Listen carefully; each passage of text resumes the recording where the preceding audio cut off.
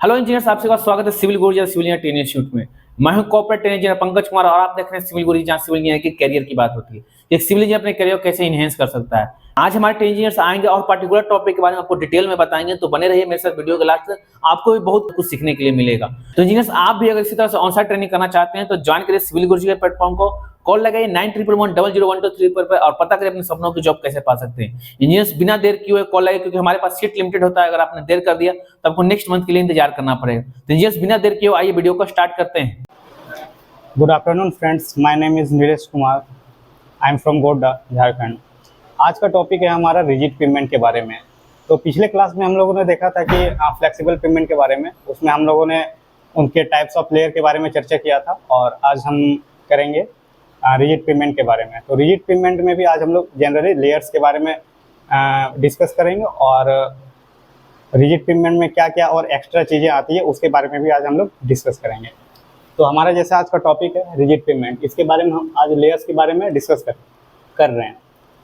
तो उसी तरह जिस तरह हमारा फ्लेक्सिबल पेमेंट में क्या था कि सबसे बॉटम का जो लेयर था वो हमारा सबग्रेड था, और उसके टॉप का लेयर क्या था, जीएसबी था। इसमें क्या हो जाता है कि रिजिड पेमेंट में हमारा जीएसबी के ऊपर हमारा डीएलसी आ जाता है, और इसके ऊपर हमारा आता है पीक्यूसी। लेकिन हमारा फ्लेक्सिबल पेमेंट में क्या था कि जीएसबी के ऊपर हमारा क्या आ जा रहा था, डब्ल्यूएमएम का लेयर आ जा रहा था, और डब्ल्यूएमएम के लेयर के ऊपर क्या आ जा रहा था, हमारा डीवीएम, और उसके ऊपर हमारा बिटुमिन कंक्रीट का लेयर आ जा रहा था। इसमें हमारा क्या आ जा रहा है, जीएसबी के ऊपर डीएलसी। डीएलसी का अगर फुल फॉर्म की बात करें तो ये हमारा ड्राई लिंक कंक्रीट हो जाता है, और पीक्यूसी यानी पेमेंट क्वालिटी कंक्रीट। और ये जो रेड टाइप से जो आप डिनोट कर रहा है, ये हमारा राउंड शेप में ये हमारा डॉयल बार है, इसके बारे में हम लोग अभी चर्चा करेंगे। और ये हमारा है टाइप बार, इसके बारे में भी हम लोग डिस्कस करेंगे। तो फ्लेक्सिबल और रिजिड में तो हमारा सबग्रेड और जीएसबी कॉमन रहता है। फ्लेक्सिबल और रिजिड की बात करें तो सबग्रेड में हमारा मटेरियल का बात करें तो हमारे ग्रेवल, एग्रीगेट, मैरून टाइप के मटेरियल्स का यूज करते हैं। इसमें मैक्सिमम साइज ऑफ एग्रीगेट रहता है हमारा 55 mm। इसका अगर सीबीआर वैल्यू की बात करें तो 10% से कम नहीं होना चाहिए इसका सीबीआर वैल्यू। सीबीआर वैल्यू की अगर बात करें तो ये होता है हमारा कैलिफोर्निया बियरिंग रेशियो। ये हमारा हो गया सबग्रेड के बारे में। अगला लेयर से हमारा जीएसबी, ग्रेनुलर सब बेस। इसमें अगर मटेरियल्स की बात करें तो हम लोग इस मटेरियल में क्या क्या यूज कर सकते हैं, ग्रेवल्स हो सकता है, एग्रीगेट हो सकता है, स्टोन डस्ट टाइप के मटेरियल्स का यूज इसमें हम लोग करते हैं जीएसबी में। इसमें मैक्सिमम साइज ऑफ एग्रीगेट लेते हैं हम लोग 75 mm। और जीएसबी लेयर्स एक ऐसा लेयर होता है जो कि रोड को एक हार्ड स्टार्टअप प्रोवाइड करता है। ये फर्स्ट लेयर जो कि स्ट्रेंथ देने में भी मतलब कि काम करता है। तो ये हमारा हो गया जीएसबी। अगला चीज आते हैं हम लोग जीएसबी के ऊपर डीएलसी। डीएलसी क्या होता है, ड्राई लिंक कंक्रीट होता है। मटेरियल्स की बात करें तो इसमें क्या होता है, it is dry form of concrete. जैसे कि हम लोग जानते हैं कि कंक्रीट जब भी हम लोग जैसे बिल्डिंग में तैयार करते हैं तो वो हमारा क्या होता है, वेट फॉर्म में होता है। उसमें क्या क्या होता है, सैंड हो गया, सीमेंट हो गया, एग्रीगेट हो गया। तो इसमें क्या होता है कि ड्राई लिंक कंक्रीट में उसमें हम लोग पानी मिक्स नहीं करते हैं, तो वो हमारा ऑब्वियसली बात है कि वो हमारा ड्राई रहेगा। तो ये एक तरह से क्या होगा, ये हमारा ड्राई कंक्रीट हो गया। तो इसलिए इसके नाम से इसलिए इसका जो ड्राई नेचर के चलते इसको हम लोग क्या बोलते हैं, डीएलसी यानी ड्राई लिंक कंक्रीट। ऐसा नहीं है कि इसमें पानी नहीं मिलाया जा सकता, पानी बहुत कम मात्रा में मिलाया जाता है, लेकिन वो ऐसा फॉर्म होता है कि मतलब कि बस सिर्फ स्प्रेडिंग हो सके हमारा लेयर्स प्रोवाइडिंग के टाइम में, और थोड़ा सा कॉम्पैक्ट हो सके, उसी के उतना हम लोग इसमें थोड़ा वाटर ऐड करते हैं। इसके बाद हम उतना ज़्यादा वाटर ऐड नहीं करते हैं, इसलिए हमारा ये क्या हो गया, ड्राई लिंक कंक्रीट हो गया। इसमें अगर एग्रीगेट साइज की बात करें तो ये 26.5 mm का एग्रीगेट यूज होता है। ये सब जो एग्रीगेट साइज है ये हमारा सिव एनालिसिस टेस्ट करते हैं, उसमें से हम लोग इसके अकॉर्डिंग डिसाइड करते हैं कि कौन सा लेयर में कौन सा साइज का एग्रीगेट यूज होना होता है। अगर हम यहाँ रेशियो ऑफ डीएलसी की बात करें तो हम लोग तो जनरली क्या करते हैं, जैसे बिल्डिंग में हमारा M20 ग्रेड का हो गया, उसमें रेशियो किस किस चीज़ का लेते हैं, सीमेंट, सैंड एंड एग्रीगेट का। लेकिन डीएलसी में हमारा जो रेशियो लेते हैं वो हमारा एग्रीगेट एंड सीमेंट का लेते हैं। ये आप थोड़ा सा ध्यान रखिएगा। इसमें एग्रीगेट का हम लोग कितना लेते हैं, 15, और सीमेंट का हम लोग 1 लेते हैं। तो ये हमारा रेशियो हो गया डीएलसी का। अब मिनिमम सीमेंट कंटेंट होता है डीएलसी में हमारा 150 kg पर मीटर क्यूब। ये मिनिमम सीमेंट कंटेंट होता है ओपीसी का। और इसके बाद अगर बात करें क्यूरिंग मेथड का, तो क्यूरिंग हम लोग इसको क्यूरिंग टाइम इसका होता है 7 डेज, और 7 डेज के बाद इसका कॉम्प्रेसिव स्ट्रेंथ आता है 10 MPa। और क्यूरिंग जो मेथड होता है ये स्प्रेइंग के थ्रू भी कर सकते हैं, स्प्रिंकलिंग भी कर सकते हैं, गनी बैग्स के थ्रू भी कर सकते हैं हम। लेकिन जो ज़्यादा इफेक्टिव होता है वो हमारा क्या होता है, स्प्रेइंग हो गया, गनिंग बैग हो गया। ये हमारा क्यूरिंग मेथड का सबसे मतलब कि बोल सकते हैं ज़्यादा इफेक्टिव क्यूरिंग प्रोसेस होता है। तो ये हमारा हो गया DLC के बारे में। अब नेक्स्ट चीज़ है हमारा सेपरेशन मेम्ब्रेन। सेपरेशन मेम्ब्रेन क्या होता है, इधर तो हमने कहीं भी लेयर्स, अब तो आप ये भी डाउट आ रहा होगा कि ये लेयर्स में कहाँ से आ गया। जी, सेपरेशन मेम्ब्रेन क्या होता है, ये एक PVC शीट होता है। इसका काम क्या होता है कि जब भी GSB और DLC और PQC के बीच में हम लोग सेपरेशन मेम्ब्रेन को प्रोवाइड करते हैं। इसका काम क्या होता है, DLC तो हमारा क्या होता है, वो ड्राई कंक्रीट होता है, ये तो एकदम मतलब सूखा होता है, इसमें हीट ऑफ हाइड्रेशन तो निकल रहा होगा। और जब भी DLC के बाद हमारा क्या आता है PQC, जब भी इसके ऊपर अगर हम PQC डालेंगे तो PQC क्या हो गया, एक वेट फॉर्म ऑफ कंक्रीट हो गया।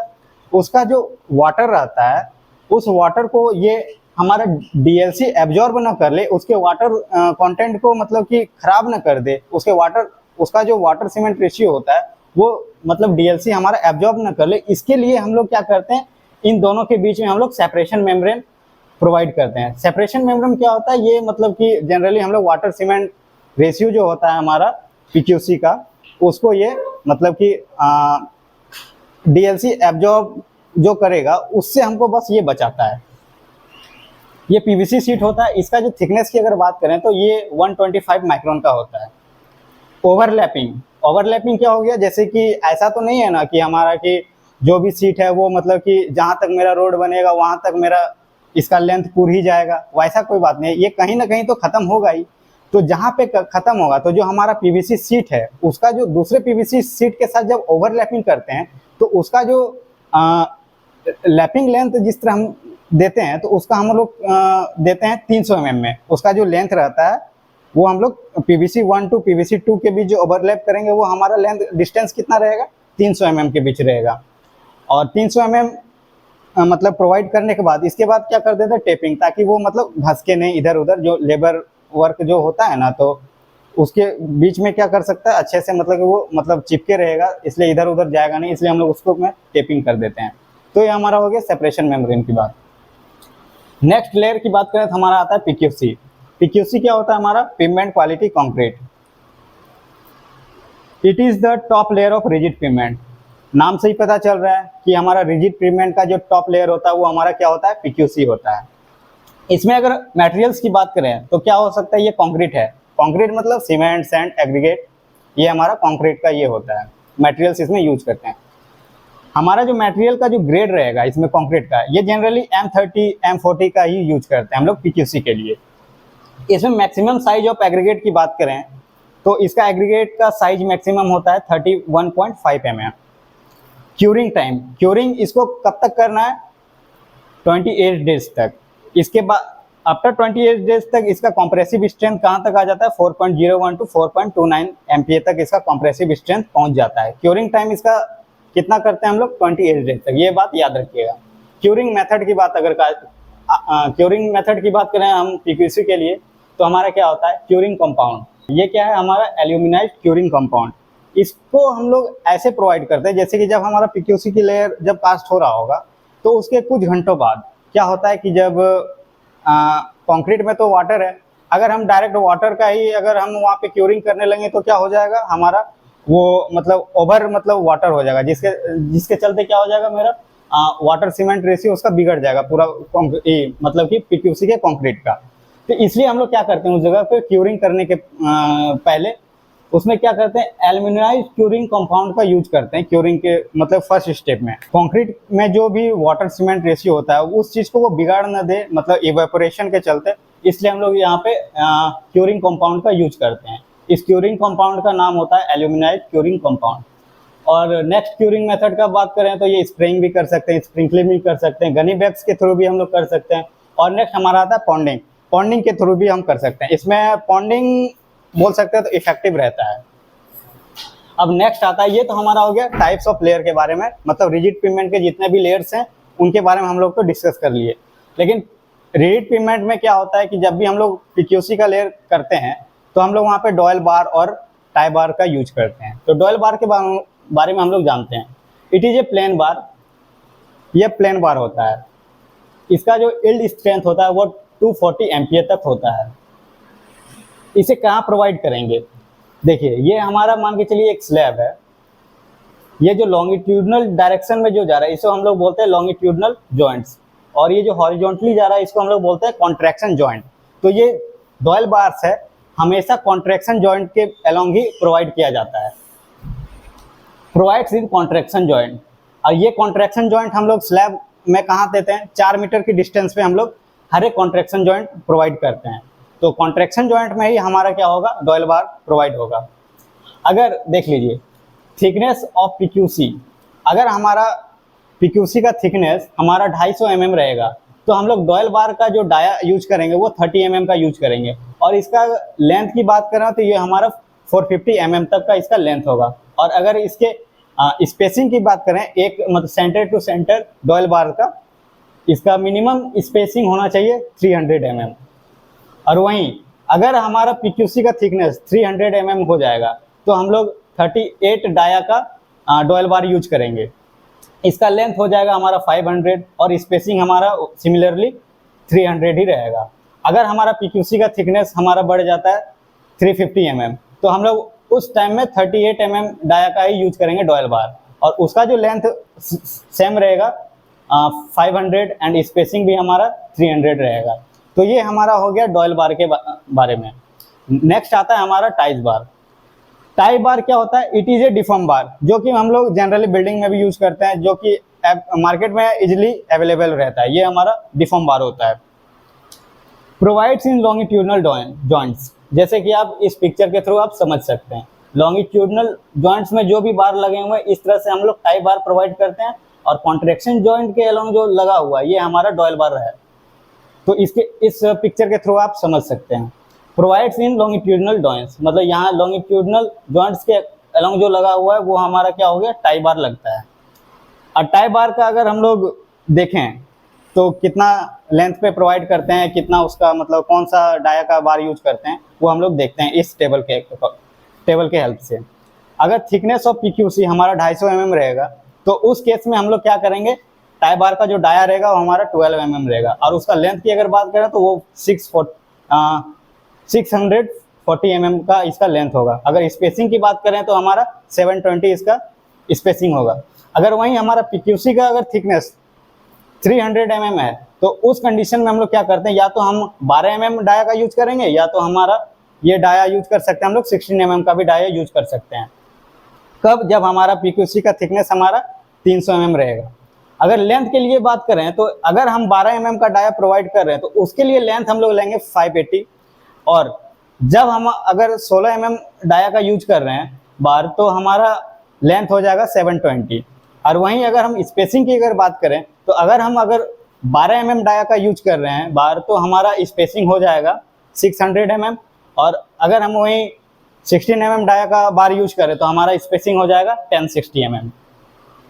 वहीं अगर थिकनेस अगर हमारा 350 mm हो जाता है पीक्यूसी का तो उस केस में भी हम लोग क्या करते हैं 12 mm और 16 mm का डाया प्रोवाइड करते हैं टाई बार के लिए। अगर हमारा 12 mm का डाया यूज कर रहे हैं तो उसका लेंथ हमारा रहेगा 580, और 16 mm डाया का यूज अगर 16 mm डाया बार यूज कर रहे हैं तो हमारा लेंथ हो जाएगा 720। वहीं अगर स्पेसिंग की बात करें तो 12 mm का अगर डाया यूज कर रहे हैं तो हमारा स्पेसिंग हो जाएगा 510 mm, और 16 mm के लिए हो जाएगा 910। तो इस प्रकार से हम लोग देखें कि रिजिड पिगमेंट के जितने भी डिफरेंस लेयर होते हैं उसके बारे में आज हम लोगों ने डिस्कस किया, और जितने भी मतलब कि बोल सकते हैं अलग मटेरियल थे, जैसे सेपरेशन मेम्ब्रेन हो गया, डॉयल्स बार हो गया, टाई बार यूज हो गया, तो इन सभी टॉपिक को आज हम लोगों ने कवर अप किया है। तो ये हमारा पिगमेंट रिजिड पिगमेंट के बारे में आज हमारा टॉपिक कंप्लीट हुआ। आई होप दोस्तों ये वीडियो आपको बहुत ही अच्छा लगा होगा। इस वीडियो के माध्यम से आपका सारा डाउट क्लियर हो चुका होगा। अगर आपको कोई भी डाउट क्लियर हो तो आप कमेंट बॉक्स पे पिन कर सकते हैं, और अगर वीडियो अच्छा लगा हो तो वीडियो को लाइक करें, शेयर करें और चैनल को सब्सक्राइब भी कर लें। और अगर मेरे ही तरह आप ट्रेनिंग ज्वाइन करना चाहते हैं तो आप सिविल गुरुजी ट्रेनिंग इंस्टीट्यूट में कॉल लगा के पूछ सकते हैं और मेरी तरह ट्रेनिंग पा सकते हैं अपने स्किल डेवलप के लिए। तो हाय दोस्तों, मिलते हैं किसी नेक्स्ट वीडियो में, तब तक के लिए जय हिंद, जय भारत, थैंक यू।